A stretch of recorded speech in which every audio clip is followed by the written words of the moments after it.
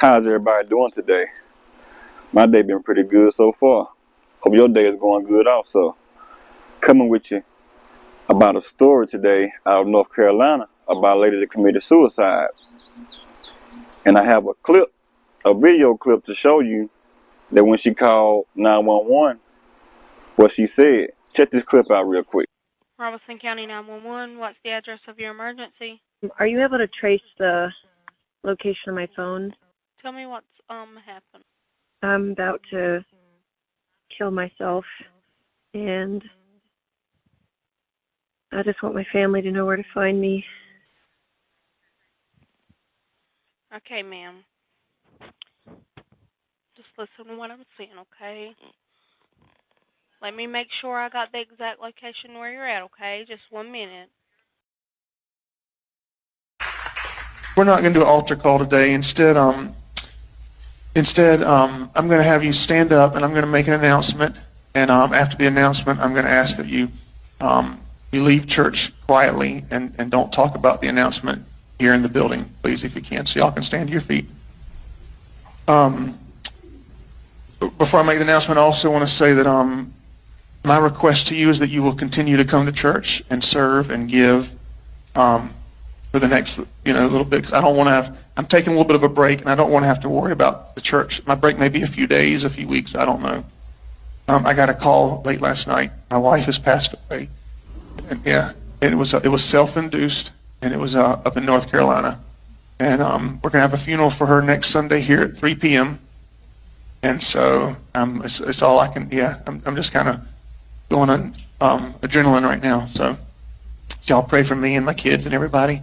And she wasn't. Y'all knew that she wasn't well mentally, and that she needed her medicine that was hard to get to her. And so I'm sure there'll be more details to come. But just keep our family in your prayers. And I'm going to let Pastor Randall, my bishop, he can pray. I'll give him a microphone. He'll pray out. And if you have anything you want to share as well, I appreciate it. That's a crazy call when she listened to it. You got to wonder what's going on through that lady's head when she did that. My condolences go out to the family of Michael Miller, because that woman was going through a whole lot in her mind to do that to herself. Here's a report from the news that I'm about to read. The wife of a pastor who took her own life called authorities and told them she was about to kill herself after purchasing a handgun that same day. Michael Miller, 30 years old, was found dead at a Lumbee River State Park in North Carolina on April 27th, weeks after speaking about abuse of her marriage. Her husband's name was John Paul Miller, 44 years old. And here's another report from the news. The Robeson County Sheriff's Office said Tuesday that Michael Miller, the wife of the Myrtle Beach pastor, was seen on surveillance camera buying a handgun and ammo just hours before she died by suicide on April 27th. Authorities said Miller called 911 from the Lumbee River State Park, which is where she was found deceased. Yeah, that's a tragic story about what happened. You never know what's going on through someone's mind. Like I said in the report, or the news story, that she had an abusive marriage.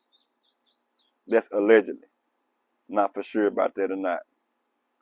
Her and her husband were going through a divorce, and I guess they called it quits. So she went on by her way, he went on by his way, and it's allegedly said that he moved on and had going on in his relationship with someone else. So once the lady made the 911 call, she told them she was about to kill herself. Once they found out that she was about to kill herself, once you call in 911, they can find out exactly where you are located. So she was driving a black Honda, and before she even made it to the park,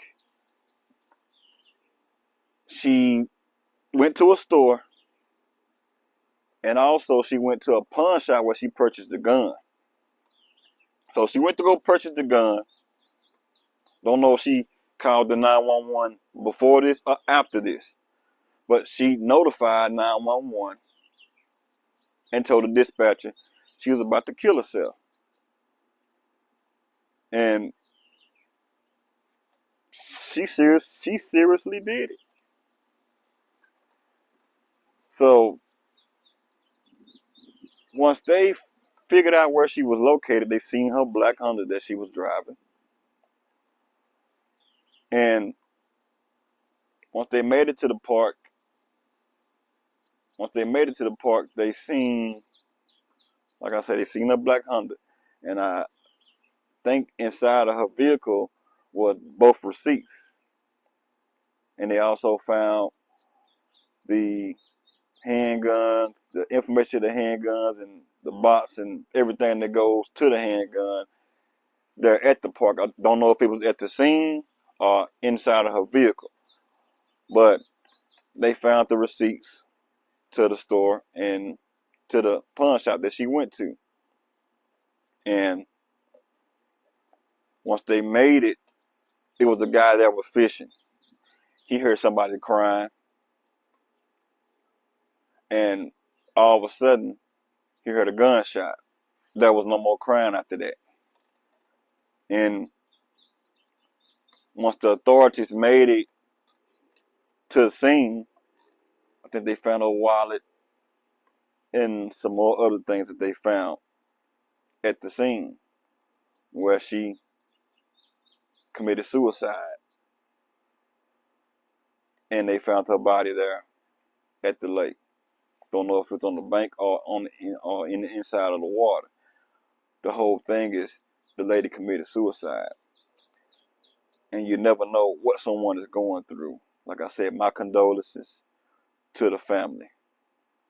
And if you are going through something today and you're thinking about doing something like that to yourself or harming yourself or harming someone else, go get some help. Because we all go through things. We all go through things.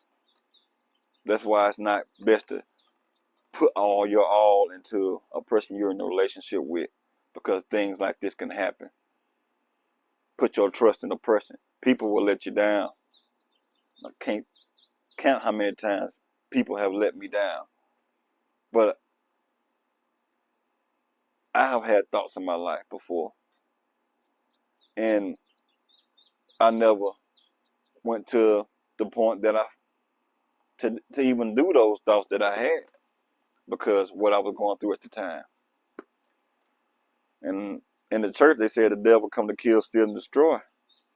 And looked like she allowed him to come in and just kill her, steal her peace, and destroy her peace, to the point that he was able to get in her mind and kill her. Now, I'm not blaming this on the devil.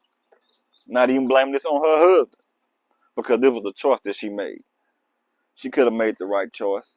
She could have went for a walk, could have went to a bar, hung out with friends if she had any, family. There's many other things that she could have done other than this. And this is a sad situation and a sad case for it to have to come to something like this.